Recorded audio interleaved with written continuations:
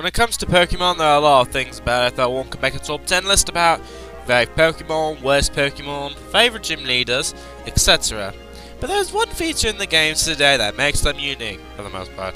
The gimmicks. Whether it's adding double battles, changing ways to evolve your Pokemon, and having legendary Pokemon only available in Wi-Fi. But with each good gimmick introduced, there are a ton of shitty gimmicks that either bore the player or piss him off. So here's a list of what I find to be the shittiest gimmicks in the Pokemon games. So with that said, let's trade in my sentence for a top 10 list. Yes! Oh, him. Yeah, he's just a demo man. He's just a really crappy running gag. Anyway, stop. Yes, I'm using a gimmick in a spin-off game, but you know what? I don't care. Part of the gimmick in Pokemon Wii was the attractions. It replaced trainer battles and boss fights for the most part. This is how you get far in the game. Most of the attractions in the game are fine. It's the flying games though that are the worst. First off, the controls for the most part are difficult to use since instead of pressing buttons, you are spinning the Wii remote around to get through rings. What's the problem with this? The controls are more slippery than Maverick Hunter's editing. You will miss the rings if you're not careful, and that's bad controls right there. Thanks, Pokepark. But you know what? Even with Wii Motion Plus, this game still freaking sucks with these attractions.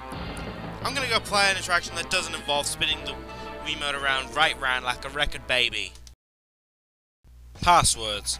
Dear lord, this gimmick is shit. For one, it implies laziness for Pokemon Company, since in Pokepark all you need to do is keep winning the event until you unlock it.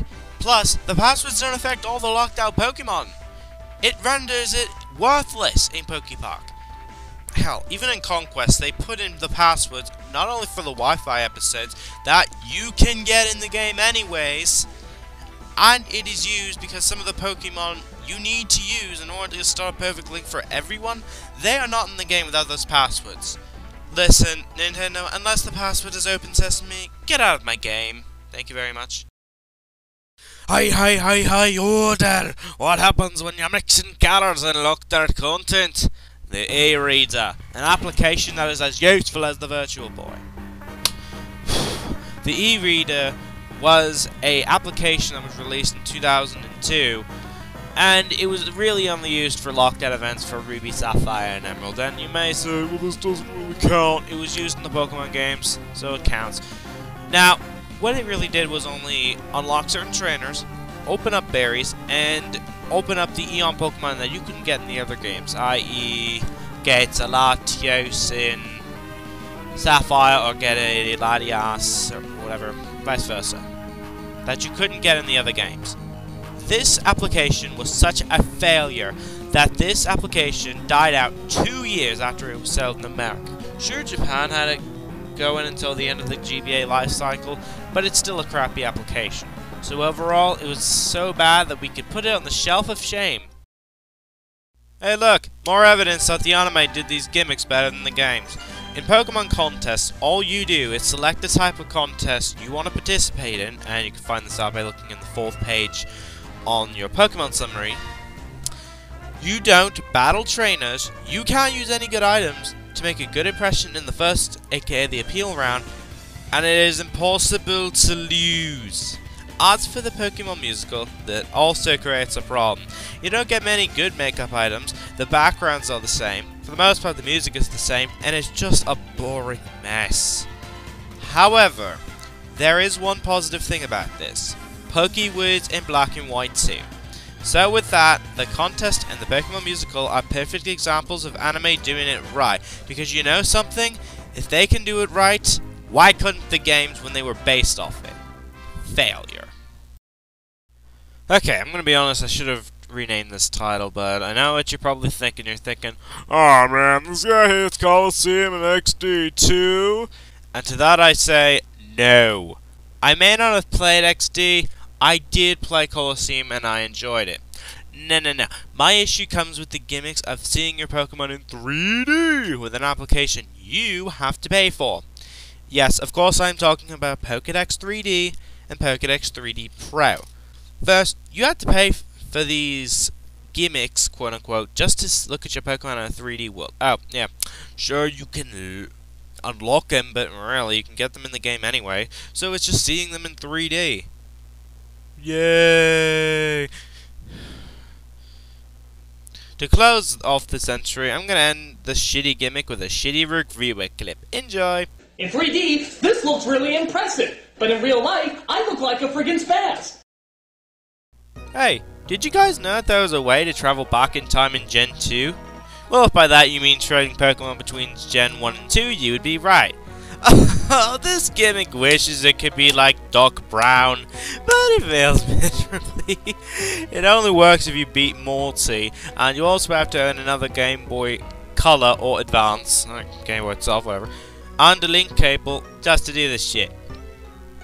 It just makes you wonder that with that kind of money, you could probably make your own time machine and stop Pokemon from making this gimmick. Time travel. Listen, unless it involves going 88 miles, I have no interest. The game corner.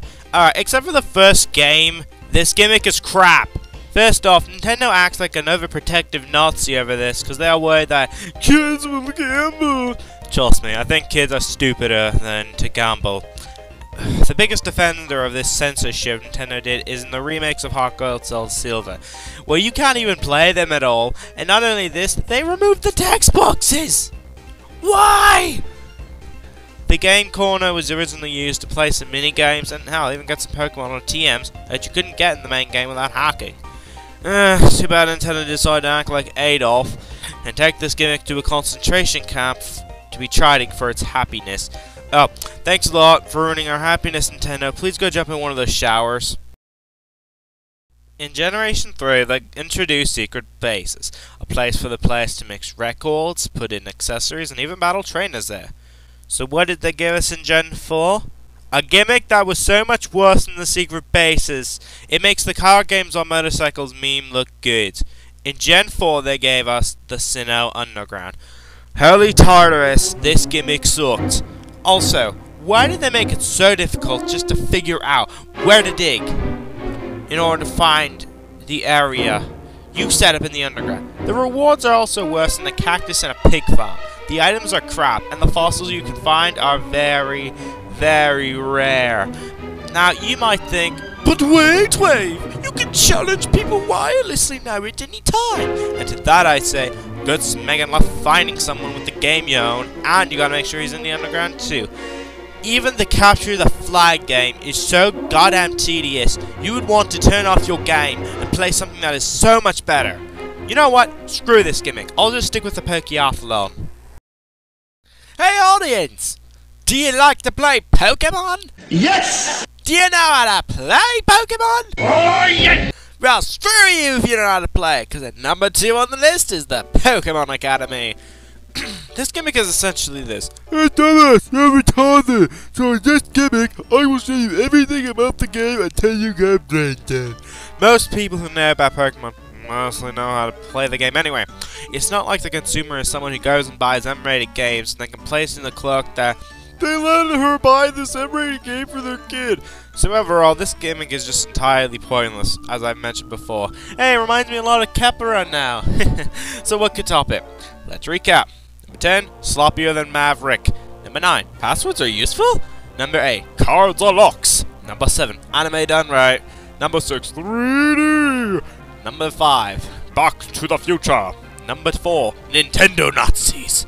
Number 3, wireless is the future. And number 2, Pokemon fans are idiots apparently. Some people may wonder, why do therapy workers get paid so much? Well, because of this entry. Here's why. At number 1, we have the gimmick of evolving Pokemon through trade. This is the ultimate slap in the face. First off, you can only evolve certain Pokemon through training with friends. This makes it even worse for people who have no friends, don't have friends living around where they live, and don't have enough money to buy another DS and another cartridge. Thanks a lot, Nintendo. You just raised the suicide rate, you asshole. Why don't you just re-release the same game as before, but with a different box and... Oh, wait. If you want to complete your Pokédex and you have no friends or another DS, you are screwed. The only exception is the global trade station. But guess what? You have to have a certain type of Wi-Fi in order to use it properly. And not everyone's gonna have it what you're looking for. Plus, rarely you'll get an evolution of that. There are so many flaws with this. You know what? This is why I think it's bad.